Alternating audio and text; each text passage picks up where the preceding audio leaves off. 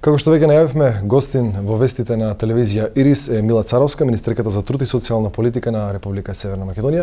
Министерка, добре дојдовте во вестите. Добре најдов. Ќе почнам со нешто што беше најинтересно, многу актуелно. Фейк ньюс, бевте жртва на лажни вести, можам да кажам. Демантиравте, ви извади од контекст медиумите дека едно 4-члено семејство може да живее со 17.000 денари. Кој е вашиот став по тоа прашање, може или не може да живее? Ниту беше актуелно, ниту беше интересно.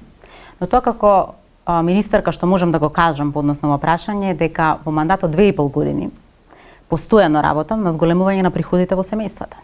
И тоа не само со зборови и декларативно, туку во пракса. Успеавме како влада и јас како министерка да зголемиме минималната плата од 9.000, посебно важно за вашиот регион, каде што најголем број на работници беа под минималната плата утврдена со закон, да ја подигнеме на 12.000, па на 12.500 и за да во декември стартуваме со минимална плата од 14.500. Дополнително просечната плата во нашата држава се зголеми за 2.000 динари. Социјалната парична помош ја зголемивме за 3 пати. Оние кои што беа на маргините во општеството, кои што трпеа за леп, денеска имаат 10.604 члени домаќинства. Каде што имаме и образовен детски додаток, и енергетски додаток добиваат, и дополнителните финансиски средства кои што им се важни како гарантиран приход од државата. И сето тоа покажува дека јас како министерка навистина се трудам да луѓето имаат повеќе пари во својот семеен буџет, меѓу кои и сите вработени во системот на социјална и детска заштита добија зголемување историски на нивните плати, а тоа е 21% во детска заштита и 26% во социјална заштита. Денес кога бевте на средба со пензионерите, претпоставувам за делот за покачување на пензиите, она што веднаш реагира од ВМРО-ДПМН овде во Штип беше наводно кога бевте во опозиција, велевте дека незаконско уништување на пензискиот систем, покачувањето од 5%, и дали сега ова на некој начин претпоставува товар за пензискиот систем? Не само што беше незаконско нивното исклучување на законски предвидената индексација, туку и беше штетно за целиот систем, и тоа не го тврдевме ние како опозиција, тоа го тврдевме и како власт, и токму затоа тргнавме во една реформа на системот на социјална заштита, ново законско поставување и функционирање на пензискиот систем. И со таа реформа која што спроведовме минатата година, направивме заштеда во фондот од 3 милиарди и 700 милиони денари. И со тоа добивме многу по-позитивна слика во системот на пензиското осигурување, може да кажем, социјално осигурување. Што е тоа кое што како индикатори се појавија сега и зошто велиме дека нашето решение е системско, а нивното беше спротивно на целиот систем? Затоа што во законот, кој што важеше во тоа време, велеше индексација или зголемување на пензиите 2 пати годишно, кои што ќе се усогласат со растот на трошоци на живот и растот на 50% растот на плати. Тоа го исклучува и може да ги видите законите, тие се јавно достапни, дека тие велеа со член тој и тој се укинува законското усогласување и ние на пензионерите им даваме 5% милостина во преодни и завршни одредби на законот. Ако ги прашавте зошто 5%, на што ги основавте тие 5%, зошто не им го дадете законското усогласување, нема одговор никогаш, велеа така ние сметаме. И ги манипулираа пензионерите со одредена сума која што ќе видиме по бројки дека точно се случува во моменти кога на ВМРО-ДПМН му треба поени одредени за одредена работа, независно што и да беше целта во тоа време. Ние велиме не. Пензискиот фонд е стабилизиран, имаме раст на платите и приходите кај работоспособното население или 15% повисока минимална плата во државата, над 5% раст на просечната плата во државата, и во тој момент аргументите се потешки на страната на пензионерите кои што како здружение дојдоа во министерството и кај премиерот и побараа зголемување. И ние велиме да, ако овие индикатори се кај работоспособност население, дефинитивно треба да распоредиме и да ја намалиме нееднаквости кај пензионерите. И токму затоа понудивме и такво законско решение кое што е системско. И вели, трето усогласување се случува во државата на пензиите кога имаме раст над 15% на минимална, раст над 5% на просечната плата и усогласуваме не со фиксен процент, туку со максимум процентот на раст на просечната плата во државата. И тоа е разликата од нас и нив. А голема е разликата, затоа што ние се грижиме да пораснат пензиите, но од друга страна да го заштитиме системот и тој да важи за сите и секогаш подеднакво. И токму затоа никогаш не кажавме дека индексацијата со трошоци за живот ќе ја укинеме. Таа си останува, го имаат и тоа право и дополнителното.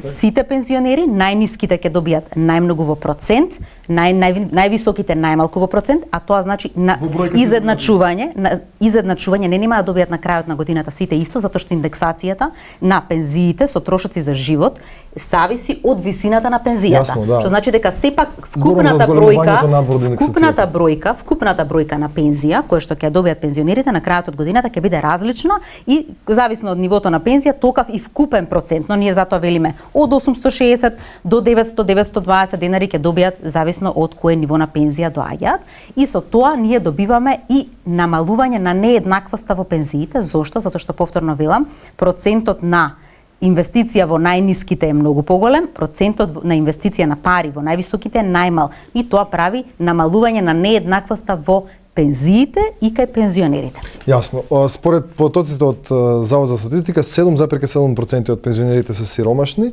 а 50% од младите се невработени. Мерката младински додаток како ќе го смени ова во однос на младите, малку да позборуваме и за нив? Во делот на сиромаштија, пензионерите навистина статистички стојат како група која што е најмалку сиромашна, но да не заборавиме дека пензионерите одржуваат цели семејства, и тоа е така во нашата држава, и тоа е нешто кое што го менуваме. Токму затоа со оперативните мерки за вработување вложивме повеќе од 1 милиарда и 100 милиони денари, посебно фокусирани на младите. Поголем да речеме 46% искористена од млади кои што се до 29 години. Создаваме можност да тие добијат 5000 евра неповратни средства да основаат свој бизнис, субвенционираме плати и сега последно што тече е ги насочуваме кон високо платени тренинзи за IT. Зошто? Затоа што тука платите во државата се највисоки, а брзо може да се направи доквалификација или преквалификација на младо лице за да се обучи со одредени IT вештини да стане вработливо, а платите не се минимални, туку се надпросечни во тој сектор. И токму затоа најголем процент од парите инвестираме во тие дигитални вештини со кои што младите треба да се стекнат. Младинскиот додаток е нова мерка која што законски владата ја, да речеме, го утврди текстот на законот владата и го испративме во собрание. Тука со тој младински додаток ги стимулираме младите кои што работат во производство и кои што се идентификувани како земјоделци, за да може да добијат дополнителни 3000 денари и да се зголеми нивниот квалитет на живот. Преку Агенцијата за вработување ќе си го добиваат тоа. Во момент тие кои што се сега во систем и се на овие работни позиции кои што ви кажа во производство и во земјоделие, ќе си се обратат со барање во Агенцијата за вработување и таа ќе им ги трансферира финансиските средства месечно. Како дополнение, овој закон ќе важи за млади лица до 23 години и ќе биде 3 години. Ако даде ефект, ние сме спремни како влада да го продолжиме. Зошто? Затоа што на тој начин вие инвестирате во младите да имаат одредени работни места, државата да ги дополнува парите кои што тие ги примаат од работодавачот, да останат тука но и да почувствуваат дека навистина имаме грижа и за нив, тоа се работоспособни млади. Така, неодамна се зголеми тројно социјалната помош. Некои велат дека ова ќе влие на примателите на социјална помош да бараат работа, ќе ги демотивира да бараат работа. Кој е вашиот став по ова прашање? Дали се прави таква анализа во однос на зголемувањето, до каде треба да оди таа граница? Социјалната реформа не само што е социјална реформа, туку таа направи драстична општествена реформа, а тоа е начинот на кој што системот гледа на најсиромашните. Тие семејства беа со години, од претходната власт, ја напоменавте 2-3 пати, беа оставени на маргините и манипулирани само во тек на избори, без грижа да се направи систем кој што ќе ги извлекува од сиромаштија, затоа што системот на социјална заштита нема идеја да ве држи вас во сиромаштија 200 години, туку треба за неколку години да ве извлече таму каде што имаме потенцијал и капацитет. Но ние сме оставиле трансгенерацијски да ни се пренесува сиромаштијата, затоа што па и децата од тие семејства беа заборавени и не добиваа ништо. Сега, ние велиме, да, ние инвестираме во овие граѓани, во нивните деца најмногу со финансии инвестираме, затоа што велиме, треба да зимаат детски образовен додаток, за да имаме алатка со која што следиме дека тие деца ни се во училиште. Зошто треба да се во училиште? Затоа што на тој начин ги правиме продуктивни граѓани во ова општество и понатаму ќе ги видиме како економски потенцијал. Кога треба да се види плодот дека излезат од сиромаштија? Колку години прилика е проекцијата? Кај одреден процент, минимум 1 година за да видиме некој процент од сиромашните да излезат. Ефектот најголем од оваа реформа ќе биде за 10 години, кога нивните деца ќе ги видиме на пазар на труд, а нема да ги видиме како баратели на социјална парична помош, затоа што овие долгорочни ефекти се вистинските ефекти. Се останато е популизам или она што претходната власт го правеше, 5% изголемување на социјална помош, што во реална бројка значеше 100 денари, 120 денари. Ние направивме реална инвестиција, но сите чекорчиња се врзани. Возрастните да се активираат, да бараат работа, од една страна, од друга страна агенцијата за вработување во скоро време треба да почне да им нуди поддршка и менторство за да стигнеме до вработување, затоа што лице кое што над 5 години не било вработено, вие во сите анализи и извештаи ќе видите дека е најтешко да го вработите, затоа што нема никаков систем на поддршка, но тоа и го враќаме како одговорност на агенцијата, таа ќе врши менторство и поддршка, ќе нуди мерки за преквалификација, доквалификација и да сме живи и здрави, ќе видиме дека одреден процент од нив и ќе се видат на пазар на труд, затоа што чувството на достоинство кога сами го заработувате лебот е многу големо и верувајте, тие луѓе сакаат да се видат како достоинствени граѓани кои што државата прави нешто за нив. Се уште ли сме на бројката од 1/4 од населението во сиромаштија, 22,5% мислам дека е последната бројка од статистика, меѓутоа 2017 или 2018 е таа бројка. Не. Последната бројка е 21,9, претходно беше 22,1%. Она кое што се гледа, тоа се за приходи од 2017 година, каде што интервенција која што ние сме успеле да направиме затоа што ние дојдовме на власт од јуни е минималната плата. И ако ги видите сите индикатори, ќе видите дека точно намалувањето на сиромаштија кај вработени лица е намалена, што значи дека минималната плата во тие 3 месеци кога ја воведовме го дала ефектот и намалила дел ситно нееднаквост, но и го намалила процентот на вработени сиромашни, што е феномен кај што го има во сите држави, но во нашата држава досега не се дискутираше за тоа. Токму затоа ја зголемуваме минималната плата, се со цел сиромаштијата кај вработените да ја намалиме, а паралелно работевме на систем на социјална заштита за оние најкритичните, оние најсиромашните да се извлечат од сиромаштија. Тој ефект за воведена реформа во јуни 2019 година ќе го видиме во второ полугодина 2021, затоа што така излегуваат статистичките податоци. Овде во овој регион има проблем со кадар во центрите за деца со посебни потреби, во малите групни домови, што министерството прави во нас?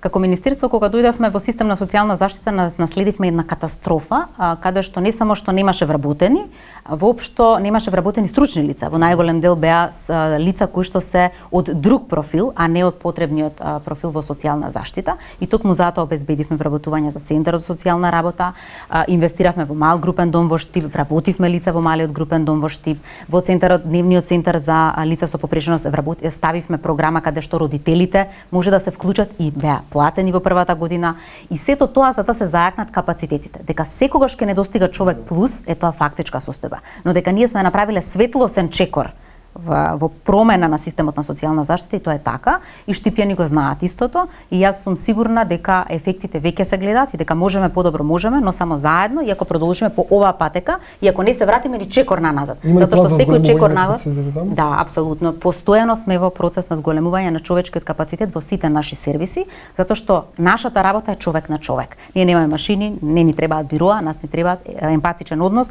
од еден човек кој што е професионалец кон друг човек на кој што му треба поддршка и помош. Министерке, ви благодарам за разговорот. Благодарам и вам.